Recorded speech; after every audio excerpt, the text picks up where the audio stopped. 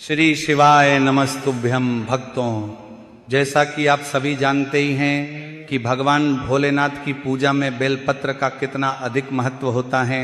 और भक्तों, अभी सावन का पवित्र महीना भी चल रहा है।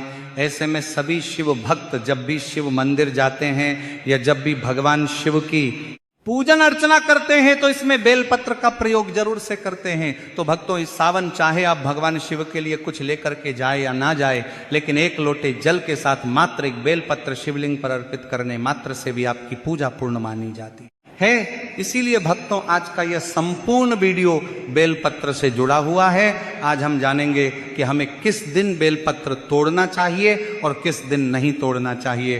क्योंकि भक्तों, शास्त्रों में कुछ ऐसी तिथियां और ऐसे दिन भी बताए गए हैं जिनमें बेलपत्र के वृक्ष से बेलपत्र नहीं तोड़ना चाहिए। इसी के साथ में भक्तों, हम आपको यह भी बताएंगे कि कई लोगों द्वारा रोग और कष्टों को दूर करने के लिए बेलपत्र का सेवन भी किया जाता है। तो कई भक्त शिवलिंग से बेलपत्र उठाकर उसे पूरी ही खा लेते हैं, जो कि कहीं ना कहीं गलत तरीका होता है।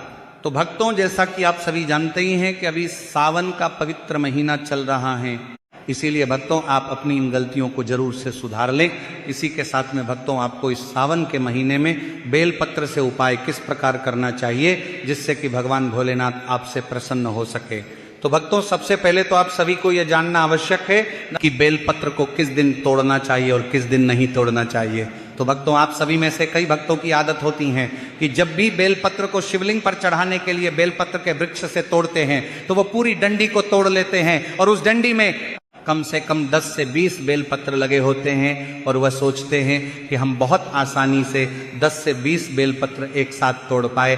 तो भक्तों, यदि आप भी इसी तरह से बेलपत्र को तोड़ते हैं तो ये एक गलत तरीका है और इसको करने से आपको पाप लगता है। तो भक्तों, जब भी आप बेलपत्र कहीं से भी तोड़ते हैं तो इस चीज का विशेष ध्यान दीजिएगा कि बेलपत्र की डंडी आपके हाथों से टूटनी नहीं चाहिए। अगर बेलपत्र की डंडी टूट जाती है तो इससे आपको दोष लगता है।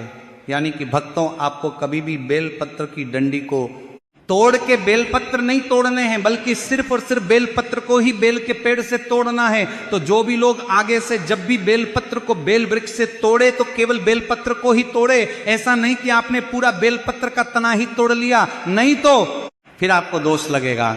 इसके बाद में भक्तों, अब आपको यह भी जानना होगा कि बेलपत्र को कब तोड़ना चाहिए और कब नहीं तोड़ना चाहिए। तो वैसे तो आप किसी भी दिन बेलपत्र तोड़ सकते हो, लेकिन कुछ ऐसी तिथियां होती हैं जिस दिन हमें बेलपत्र को बेल के पेड़ से नहीं तोड़ना चाहिए। तो वो कौन कौन सी तिथि है?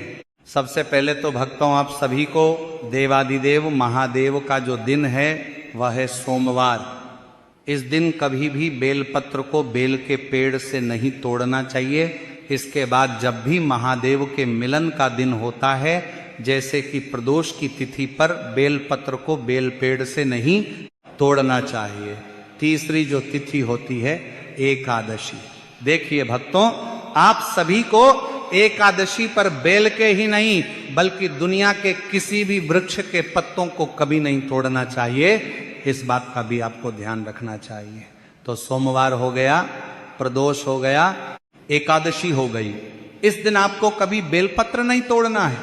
इसी के साथ में भक्तों, हर महीने में मासिक शिवरात्रि पड़ती है। तो भक्तों, जिस तरह से शिवरात्रि का महत्व होता है उसी तरह से प्रत्येक महीने में आने वाली मासिक शिवरात्रि का महत्व भी उतना ही होता है। इसीलिए कभी भी मासिक शिवरात्रि पर बेल के पेड़ से बेलपत्र को नहीं तोड़ना चाहिए। तो भक्तों, यहाँ पर 4 तिथियां हो गई हैं। अब भक्तों मान लेते हैं कि आपको बेल कर जो है पत्र तोड़ना ही पड़ जाए। तो अगर यदि किसी भी दिन कोई भी व्रत त्योहार पड़ जाए, चाहे वो मंगलवार को पड़े, बुधवार को पड़े, किसी भी त्योहार वाले दिन या फिर किसी भी व्रत वाले दिन, तो आपको बेलपत्र नहीं तोड़ना चाहिए। जब भी कोई विशेष तिथि पड़ती है महीने में, उस दिन बेल के पत्तों को नहीं तोड़ना चाहिए। तो भक्तों, ये कुछ विशेष तिथियां हैं जिन पर बेलपत्र नहीं तोड़ना चाहिए। तो आखिर हम तोड़ें कब? तो देखो, आप जब बेलपत्र तोड़े तो आपको ज्यादा मात्रा में बेलपत्र को तोड़ लेना चाहिए, लेकिन डंडी समेत एक साथ 20 से 25 बेलपत्र आपको नहीं लेना है, नहीं तो दोष लगेगा। आपको अधिक बेलपत्र यदि तोड़ना ही पड़े तो एक एक करके आप बेलपत्र को से बेलपत्र तोड़ सकते हो और आप इन्हें किसी भी कपड़े में लपेट करके और उसको हल्का सा गीला करके फ्रिज में रख दोगे तो बेल का पत्ता कभी सूखेगा नहीं और खराब भी नहीं होगा। और उसी में से निकाल करके और धो करके आप रोजाना महादेव को चढ़ा दिया करो। तो भक्तों, यहां तक आपको समझ आ गए हैं कि किस दिन हमें बेलपत्र तोड़ना और किस दिन नहीं। तो भक्तों, आप किस प्रकार से बेलपत्र को बेल के वृक्ष से तोड़ा करो, तोड़ने का सही तरीका भी आपको समझ आ चुका है, कब तोड़ना है यह भी बता दिया है। अब आगे सबसे महत्वपूर्ण बात कि आप जो रोजाना दीपक लगाते हैं तो आपको कभी भी बेल पेड़ के नीचे गोल बत्ती का दिया नहीं लगाना चाहिए, क्योंकि बेल पेड़ के नीचे मां सती का वास होता है, यानी कि मां पार्वती का वास होता है। तो कभी भी वहां पर हम लोगों को गोल बत्ती नहीं बल्कि लंबी बत्ती के ही दीपक को लगाना चाहिए। तो यह बात भी ध्यान रखें। इसके बाद में भक्तों, अभी भी बहुत से लोगों को बहुत अधिक कंफ्यूजन है कि आखिर हम बेलपत्र को महादेव के शिवलिंग के ऊपर कैसे चढ़ाएं, यानी कि बेलपत्र चढ़ाने का सही तरीका क्या होता है।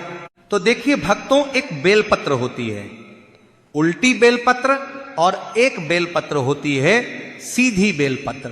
तो ये जो फोटो स्क्रीन पर आपको दिखाई दे रही है, ये कैसी बेलपत्र है? ये है उल्टी बेलपत्र। इसी बेलपत्र को पलट दोगे तो क्या हो जाएगी? सीधी बेलपत्र।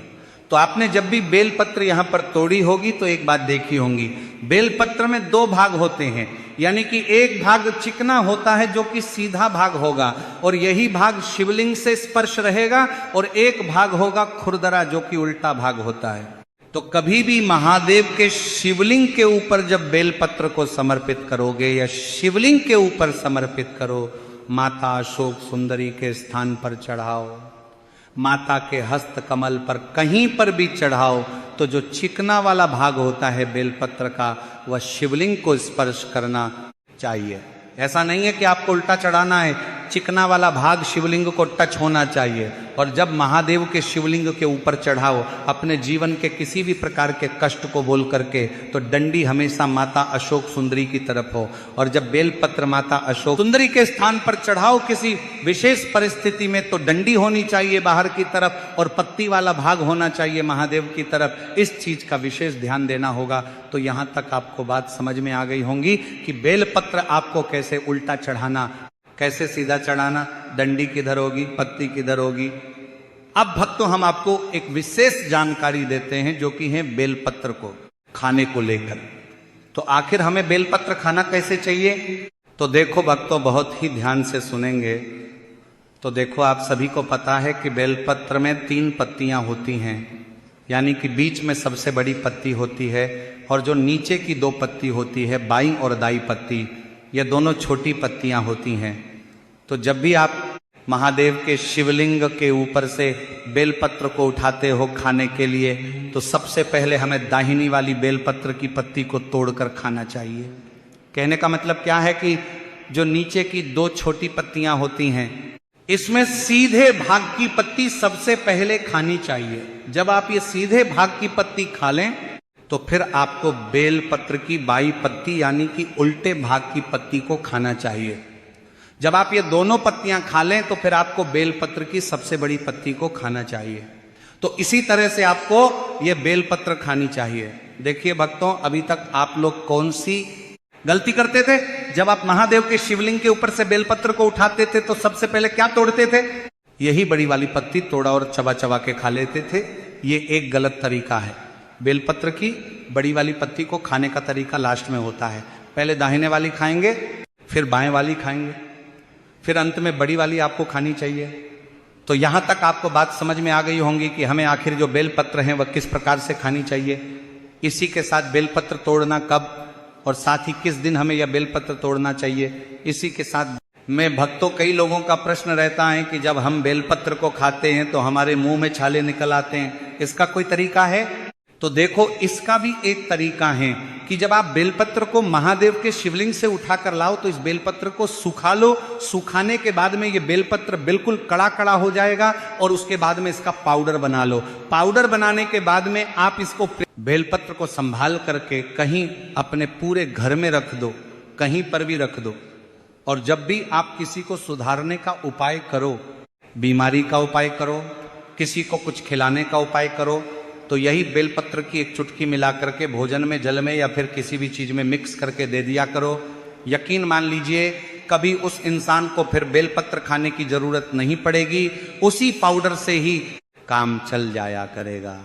तो भक्तों, आज जो बेलपत्र से जुड़ी जानकारी दी है, यदि आपको पसंद आई हो तो वीडियो को लाइक करें और कमेंट बॉक्स में ओम नमः शिवाय या हर हर महादेव जरूर लिखें। और आज से ही यदि आप भी ये गलतियां करते हुए आ रहे हैं तो अपनी इन गलतियों को जानें, को जरूर सुधारें। धन्यवाद।